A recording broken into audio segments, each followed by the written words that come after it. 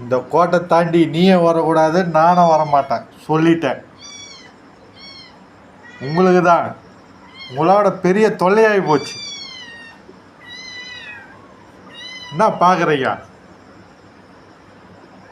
இதான் எல்லக்கோடு.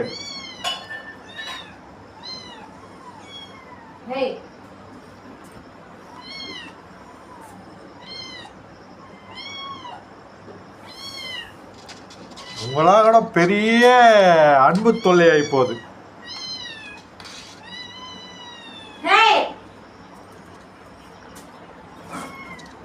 குட்டிங்களா?